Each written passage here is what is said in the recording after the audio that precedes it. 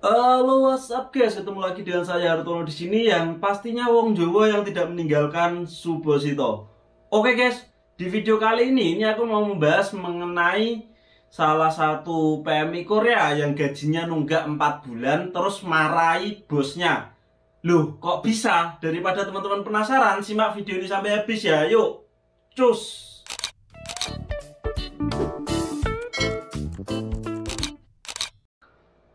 Oke guys, assalamualaikum warahmatullahi wabarakatuh. Ketemu lagi dengan saya Hartono di sini. Buat yang baru gabung, salam kenal. Buat yang udah stay di channel ini, terima kasih banyak udah stay di sini.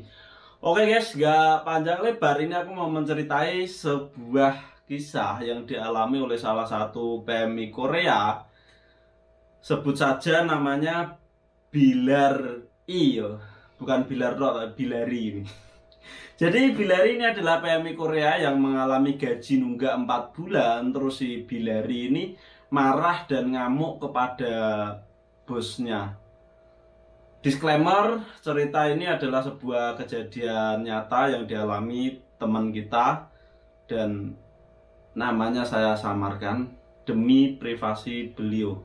Ya wes, nggak panjang lebar, langsung saja kita bahas. Jadi cerita ini bermula ketika salah seorang teman kita yang bernama Bilari, sebut saja, ini mengikuti program G2G seperti biasa, mulai dari belajar, terus ikut tes tahap 1, tes tahap 2, hingga akhirnya Bilari ini mendapatkan SLC dan terbang pada saat 2021 itu bulan Februari apa Maret itu, pokoknya sebelum corona menyerang yo. 2021 apa 2020 gitu. Pokoknya awal-awal corona dia masuk ke sini. Jadi itu adalah penerbangan terakhir, setelah itu udah penutupan corona. Tentunya ini Bilari bersyukur banget dong dapat pabrik dan terbang sebelum corona menyerang. Jadi Bilari ini benar-benar merasa bersyukur. Untung aku udah terbang duluan, karena setelah itu penerbangan benar-benar ditutup guys. Dan si Bilari ini dapat pabrik di sebuah kota di Gyeonggi-do, yaitu kota Hwasongsi. Bilari ini adalah salah seorang pemuda yang masih fresh graduate, karena Bilari ini baru lulus sekolah langsung ikut program G2G itu, mulai belajar bahasa. Terus pas posisi terbang itu usianya masih 20 tahun guys. Bener-bener ini calon pemuda sukses Mas Bilari. Mas Bilari adalah salah satu pemuda yang berasal dari kota di Jawa Tengah yang nggak bisa tak sebutin namanya. Terus Mas Bilari di sini pas nyampe sini langsung seperti biasa di kebis, dari kebis langsung disebut sama sajalnya di situ karena dapatnya di Hwasong ya, dijemput pakai mobil. Bilari pun tidak memiliki perasaan yang curiga dan tentunya penuh dengan rasa syukur guys. Sesampainya di pabrik, Bilari ini diperkenalkan sama tempat kerjanya. Terus di situ Bilari adalah satu-satunya orang Indonesia, teman-temannya ini ada orang-orang yang berasal dari Nepal dan Mongol. Jadi Bilari ini dapat pabrik bukan yang gede kayak di bayangan. Mungkin teman-teman membayangkan juga kalau pabrik itu gede, tetapi di sini banyak sekali home industry, dan ini Bilari dapat pabrik yang home industry. Dan tidak pernah Bilari bayangkan bahwa pabriknya ini adalah pabrik batu bata guys. Tahu sendiri tau, bikin batu bata. Jadi pabrik batu bata di sini sama di Indonesia itu juga nggak jauh beda. Cuma yang membedakan itu di sini lebih canggih sedikit dan ngambil orang asing. Kenapa kok ngambil orang asing mas? Karena orang sini nggak ada yang mau. Yo guys, Bilari ini adalah orang yang mudah untuk beradaptasi meskipun masih fresh graduate yang belum pernah bekerja di Indonesia. Tetapi Bilari ini adalah salah seorang yang mudah beradaptasi dengan lingkungan. Seminggu, 2 minggu, meskipun gak ada senior, 3 minggu ini dia lalui dengan baik dan kerja dengan baik. Dan di situ itu nggak pernah ada lembur. Bilari pun merasa bersyukur karena kerjanya berat. Dan kenapa kok nggak mikir pindah, karena Bilari adalah salah seorang yang memiliki perasaan balas budi seperti itu, udah diambil sajangnya. Aku bersyukur di sini, alhamdulillah gitu. Ya wes, meskipun di situ tidak dipungkiri Bilari tinggal di asrama kontainer hingga tiba saatnya ini 1 bulan lebih, dan Bilari ini tiba saatnya gajian tanggal 10. Bilari gajian karena udah nanya sama teman-temannya tadi yang orang Nepal sama orang Mongol, katanya tanggal 10 gajian. Terus pas harinya gajian, ternyata gajinya nggak ada masuk guys. Langsung si Bilari ini nanya pada teman-temannya, sama teman-temannya nggak masuk juga gajinya.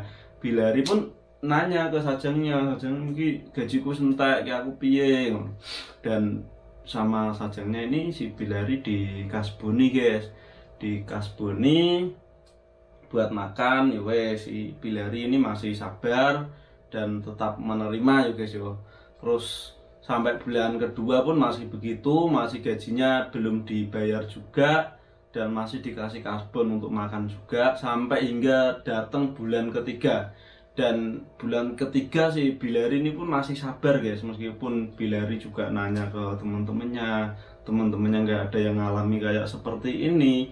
Tetapi pada dasarnya sebenarnya gaji mogok di sini emang ada guys, tapi paling mungkin cuma telat berapa minggu atau berapa hari gitu dong, nggak sampai berbulan-bulan. Tetapi Bilari ini sampai bulan ketiga masih gajinya macet karena alasannya itu apa ya, belum dari pesanan ini belum dibayar seperti itu.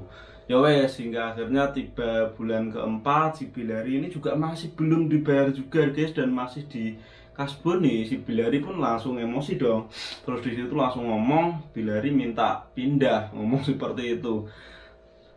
Ketika minta pindah, respon sajangnya ternyata bukan ngasih pindah guys, padahal kan udah kondisi entah itu pabriknya bener-bener kesulitan ekonomi atau mau bangkrut atau apa, tetapi nggak dikasih pindah. Malah pak bosnya ini marah-marah, si Bilari pun marah-marah, ini gajiku 4 bulan ini belum dikasih, ini aku pindah saja, nggak mau kerja di sini. Terus akhirnya si Bilari diomongi sama sajangnya ini, disuruh kabur, kamu nggak boleh pindah, kalau mau swasta sana mau jadi ilegal. Terus Bilari pun mencari solusi guys, setelah lama udah tahu tadi yo, maksudnya udah persiapan juga. Si Bilari ini ada dikasih temennya nomor pengacara, akhirnya si Bilari telepon pengacara. Ya wes, di pengacara si Bilari diarahin harus gini, terus pengacaranya minta duit guys, minta 1 juta won. Tak bilang 1 juta won ini sih menurutku agak mahal ya, menurut teman-teman mahal nggak sih? Yo guys, bayar 1 juta won, dan si pengacara juga udah ngomong di awal, tapi aku nggak jamin kamu bisa pindah. Yo guys, si Bilari mengambil resiko karena di situ 4 bulan juga udah nggak bisa pindah. Kalau misal pahit-pahitnya si Bilari yo tetap jadi ilegal, nggak apa-apa.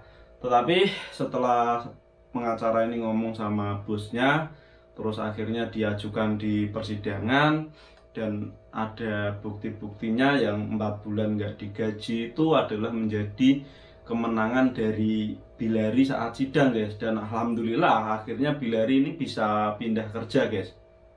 Jadi bayar 1 juta itu bisa pindah kerja, dan gajinya pun bisa dibayar, meskipun gajinya ini dibayarnya dicicil guys, nggak langsung cash. Terus akhirnya Bilari nyari kerjaan di tempat lain. Terus alhamdulillah bisa dapat kerjaan yang lebih layak. Waktu itu pindah di daerah Daegu sini guys. Yowes guys, mungkin buat teman-teman yang lagi mengalami gajinya nunggak, dicoba dulu untuk sabar. Kalau misal ada senior Indonesia, ini tak saranin yuk konsultasi sama seniornya. Kalau misal nggak ada, konsultasi ke shelter, gimana bagusnya. Maksudnya jangan terus patah semangat, tetap cari solusi. Nah misal mau tanya-tanya ya tetap ke shelter, itu shelter tahu solusinya. Yos guys, sekian kisah dari teman kita yang gajinya nunggak terus marah-marah ini.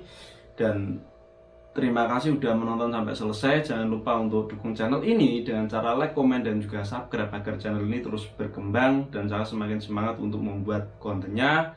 Buat yang mau tanya-tanya, boleh tanya-tanya di kolom komentar, di DM Instagram, ataupun di tempat lainnya. Dan yang paling pokok itu sih, kalau mau tanya-tanya sebelumnya di shelter guys.